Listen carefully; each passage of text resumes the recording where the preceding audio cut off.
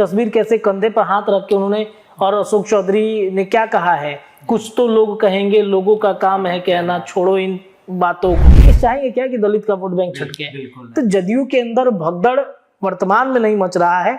मुझे लगता है कि प्रदेश अध्यक्ष से लेकर हर कोई उनके पार्टी को मजबूत कर रहा है। क्या, अब देखिए, इस बात की चर्चा मैंने अपने संपादक से भी इस प्रश्न पूछा था कि क्या वो मतलब जेलस वाली भावना उत्पन्न हो जाती है क्या? तो उन्होंने इशारे में कहा कि भाई पार्टी है, मान लीजिए कि कोई किसी को अगर बहुत ज्यादा प्यार देने लगा अचानक से, तो लोगों को बोलने कि क्या है उसके पास में कि मतलब सबसे ज्यादा प्यार उनको देना है। मधुबनी डिस्ट्रिक्ट से अगर आपको भेज दिया जाए इधर कहीं दूसरे शाहबाद के किसी क्षेत्र में, तो आप वहां पे मतलब बहुत कठिनाइयां होंगी, लोकल नहीं है आप वहां के। तो ये एक चर्चा उस समय उठी थी कि क्यों ना लोकल व्यक्ति का ही वैकेंसी आसपास में कराया जाए। पनोरमा ग्रुप, जो सोचता है वो करता है, आपके अपने सपनों का आशियाना। नमस्कार, आप देख रहे हैं भारत लाइव और यह है भारत लाइव का स्पेशल कार्यक्रम रातों रात। रातों रात में हमारे साथ हमारे सहयोगी रत्नेश जी बैठे हुए हैं। इनसे कुछ सवालों का जवाब जानना चाहेंगे कि आखिर क्या चल रहा है बिहार की राजनीति में। तो रत्नेश जी, अभी जदयू में भगदड़ मची हुई है, क्या मामला है इसमें? देखिए, कल के रातों रात की अगर बातचीत करें तो हमने कहा था कि आरजेडी के अंदर भगदड़ मच रहा है, और मैंने ये भी कहा था कि भगदड़ चुनाव से पहले हर दल में मचता है, चाहे आरजेडी हो, चाहे बीजेपी हो, चाहे जदयू हो, क्योंकि हर नेता को अपना एक स्पेस ढूंढना होता है। जिस दल में उसे अपना स्पेस अच्छा लगता है, उसे अपना जगह अच्छा लगता है, उसे उस पार्टी के अंदर वो पद मिल जाता है, तो वो उस पार्टी को छोड़ के दूसरे जगह चला जाता है। जैसे मान लीजिए आरजेडी का कोई व्यक्ति अगर विधानसभा का चुनाव लड़ना चाहता है, पिछले 5 सालों से वो मेहनत कर रहा है, बूथ स्तर पर जाकर कार्यकर्ताओं से मिल रहा है, जुल रहा है, या आरजेडी या फिर बीजेपी का कोई व्यक्ति अगर मान लीजिए नेता क्या है, वो मिलता है आकर के पार्टी दफ्तर में किसी बड़े नेता से, वो चाहता है कि हम विधानसभा का चुनाव लड़ें, कहते हैं ठीक है तुमको देंगे विधानसभा का टिकट, लेकिन जब विधानसभा का चुनाव आता है वो अगर नहीं लड़ता है तो वो क्या करेगा, किसी दूसरे दल में जाएगा। मान लीजिए कि उसको लगता है कॉन्फिडेंस है कि हम जीत जाएंगे, तो वहां जाएगा, उनके पास अप्रोच रखेगा, अपने प्रोफाइल को रखेगा और शायद जीत जाएगा। लोकसभा में आपने देखा, इसका उदाहरण अब हमें समझाना क्या है, लोकसभा में ऐसा कई बार हुआ है। राजभूषण निषाद को ही ले लीजिए, मुजफ्फरपुर में कहां से आए और जीत करके आज उन्होंने जिस तरीके से, और जो वर्तमान के सांसद थे मुजफ्फरपुर के, वो दूसरे दल में चले गए, वो वहां से हार गए। तो ये कहीं ना कहीं बिहार में भगदड़ जैसी स्थितियां शुरू होता है। चलिए मान लीजिए कि अंदर अंदर चल रहा है, लेकिन कोई बड़ा नेता अगर जदयू से बागी हो जाए तब ऐसी चर्चाएं तेज हो जाती हैं कि कुछ ना कुछ गड़बड़ चल रहा है। उदाहरण स्वरूप आप देखिए, उपेंद्र कुशवाहा जैसे बड़े नेता जब पार्टी छोड़कर चले आए, जदयू छोड़ के चले आए, तब ऐसा लगा था कि सच में जदयू में कुछ ठीक ठाक नहीं चल रहा है, और वाकई में उस वक्त ठीक ठाक नहीं चल रहा। तेजस्वी के साथ जाने की सारी संभावनाएं लगभग तय थी, और उपेंद्र कुशवाहा बार बार रोकना चाहते थे। क्या हुआ, ज्यादा दिन टिके नहीं, 17 महीनों में हट गए। उपेंद्र कुशवाहा बार बार याद दिलाते रहे कि आप मत कीजिए ऐसा, एक बार बातचीत कीजिए, पार्टी के अंदर कई गुट बन गए हैं, कुशवाहा नेताओं के लिए कब्रगाह बन गई है जदयू, आप कुशवाहा को समेट के रखिए। कुछ लोगों ने नीतीश कुमार का कान भर दिया है। उपेंद्र कुशवाहा ने कई दावे किए और समय रहते वो सही भी साबित हो गई। अब कल की देखिए क्या तस्वीर आई। कल सुबह सवेरे जब हमारी दिनचर्या क्या है कि हम सुबह सवेरे उठते हैं तो एक बार ट्विटर, फेसबुक और तमाम जो सोशल मीडिया अकाउंट है सारे नेताओं का वो खंगाल लेते हैं। सुबह सवेरे जब हम ट्विटर पे मतलब घूम रहे थे तब तक अशोक चौधरी जी का एक पोस्ट हमें दिख गया। वो पोस्ट में एक कविता उन्होंने पोस्ट किया था, जिस कविता की चर्चा खूब होने लगी। एक बार हम चाहेंगे कि वो कविता आप भी अपने स्क्रीन पे चला दीजिएगा और दिखा दीजिएगा कि कविता में उन्होंने क्या लिखा है। जैसे ही उनका कविता आता है चर्चाएं तेज हो जाती हैं। अब कविता में वो क्या लिखते हैं कि बढ़ती उम्र में इन्हें छोड़ दीजिए, 2 बार समझाने से अगर कोई नहीं समझ रहा है तो सामने वाले को छोड़ दीजिए। बच्चे बड़े होने पे खुद के निर्णय लेने लगेंगे तो उनको छोड़ दीजिए। गिने चुने लोगों के विचार अगर मिलते हैं, यदि एक दूसरे नहीं मिलते तो उन्हें छोड़ दीजिए। एक उम्र के बाद कोई आपको ना पूछे, कोई पीठ पीछे आपको गलत बोल दे तो उनको छोड़ दीजिए। ये छोड़ने की बात अचानक से मतलब जब अशोक चौधरी करने लगते हैं तो कुछ पचता नहीं है कि वह क्या छोड़ने की कोशिश कर रहे हैं। क्या अपने मतलब देखिए, अशोक चौधरी का क्या है, नीतीश कुमार से बहुत ही अच्छा बॉन्डिंग है। अशोक चौधरी के बारे में उनके ही पार्टी के अंदर कई ऐसे नेता थे जो उनके खिलाफत करने लगे थे, लेकिन नीतीश कुमार जानते हैं कि अशोक चौधरी कितने इम्पोर्टेंट हैं हमारे लिए। मैंने कई बार अपने संपादक से भी जब चर्चा की है तो उन्होंने यही कहा है कि संकट मोचन की तरह वो खड़े रहते हैं, हर बाधाओं को वो हटा देते हैं। नीतीश के सामने अगर कोई भी बाधा आती है तो उस बाधाओं को हटाने के लिए अशोक चौधरी सबसे पहले खड़े रहते हैं। बाकी जो नेता बोल रहे हैं क्या वो खड़े होंगे?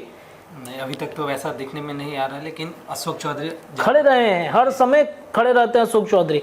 अशोक चौधरी की नाराजगी भले कुछ मुद्दों पर होगी, लेकिन देखिए नीतीश कुमार ने क्या किया। जैसे ही ये कविता शुरू हुआ, चर्चा शुरू हुआ कविता का, सबू सवेरे खबरों में जब चलने लगी, नीतीश कुमार ने तुरंत फोन किया उनको, फोन करके बुला लिया, आवास आई है, आवास पे आए, घंटों बातचीत चला। बातचीत होने के बाद फिर एक बार वो तस्वीर सामने आ गया अशोक चौधरी और उनका। तस्वीर भी आप दिखा दीजिएगा एक बार, तस्वीर कैसे कंधे पर हाथ रख के उन्होंने, और अशोक चौधरी ने क्या कहा है, कुछ तो लोग कहेंगे, लोगों का काम है कहना, छोड़ो इन बातों को, मतलब शायराना अंदाज में, हाँ शायराना अंदाज में बोल रहे कि उन्होंने दिखा दिया कि हमारा रिश्ता मजबूत है। और उनके ठीक बाद उनके जो दामाद हैं शायन कुणाल, उन्होंने भी ट्वीट कर दिया, ये आज की फोटो है, कल भी ऐसा ही रहेगा, आज भी ऐसा है, कल भी ऐसा रहेगा और आने वाले वक्त में भी ऐसा ही रहेगा। तो ये कहीं ना कहीं दर्शाता है कि नीतीश कुमार के पार्टी के अंदर अब शायद वो सजग हो गए हैं कि कोई ऐसा व्यक्ति जो हमारे आसपास में है, जिनकी वजह से हमारी पार्टी मजबूत है, उन्हें अलग करना जरूरी नहीं है, उन्हें समेट कर रखना जरूरी है। मजबूती 2025 विधानसभा चुनाव के लिए है। अशोक चौधरी अगर हट जाएंगे तो क्या मतलब एक संदेश जाएगा दलित महादलितों के अंदर, एक मतलब जाएगा नहीं, है ना कि नीतीश कुमार दलितों की हित ऐसी नहीं है, दलित नेता को इस तरीके से वो कर रहे हैं, वोट एक तरह से कट सकता बिल्कुल। जहाँ एक तरफ आपने देखा महादलित को, कल ही मैंने चर्चा किया था कि महादलित वोट को साधने के लिए श्याम रजक जो 22 दिन पहले छोड़ के आए थे आरजेडी, उनको महासचिव बना दिया गया, पार्टी का एक बड़ी जिम्मेदारी दे दी गई। तो नीतीश चाहेंगे क्या कि दलित का वोट बैंक छटके? तो जदयू के अंदर भगदड़ वर्तमान में नहीं मच रहा है। मुझे लगता है कि प्रदेश अध्यक्ष से लेकर हर कोई उनके पार्टी को मजबूत कर रहा है और भगदड़ जैसी स्थितियां नहीं मचेंगी। जी, एक और है कि अभी हमेशा चलता है नीतीश कुमार का एक न्यूज़ हमेशा रहता है, वायरल रहता है। अभी नीतीश कुमार टेंशन में, आखिर ये क्या राज क्या है इनके टेंशन? देखिए वही बात है, अशोक चौधरी को लेकर के वो काफ़ी टेंशन में आ गए थे, लेकिन अशोक चौधरी को उन्होंने अपने आवास पर बुला करके अशोक चौधरी को मना लिया, पूछा कि क्या दिक्कत है भाई, क्या समस्या है। तो अशोक चौधरी के देखिए बात ये है कि ये कालांतर से चलता आया है जदयू के अंदर में, जो भी नीतीश से सटा मतलब उसकी कुर्बानी, उसके पद की, आरसीपी सिंह से लेकर कई ऐसे बड़े बड़े धुरंधर हैं जो नीतीश कुमार के बेहद करीबी हुए। ललन सिंह इसके एक बड़े उदाहरण हैं। हालिया दिनों में आप देखिए ललन सिंह के साथ क्या हुआ। तो लोगों को लगता है कि अरे नीतीश कुमार से ये सट रहे हैं, क्या वजह है, क्या? अब देखिए इस बात की चर्चा मैंने अपने संपादक से भी इस प्रश्न पूछा था कि क्या वो मतलब जेलस वाली भावना उत्पन्न हो जाती है क्या? तो उन्होंने इस सारे में कहा कि भाई पार्टी है, मान लीजिए कि कोई किसी को अगर बहुत ज्यादा प्यार देने लगा अचानक से, तो लोगों के मन में कि क्या है उसके पास में कि मतलब सबसे ज्यादा प्यार उनको दे रहा है, जबकि हम भी तो नीतीश के स्टैंड लेते हैं ना, हम भी तो उनके समर्थन में रहते हैं। तो ये कहीं ना कहीं इस वजह से नीतीश कुमार की चिंता थी, लेकिन उन्होंने चिंता को समाप्त कर दिया, अशोक चौधरी को फोन करके बुलाया और सारे मामलों पर उन्होंने बातचीत की है।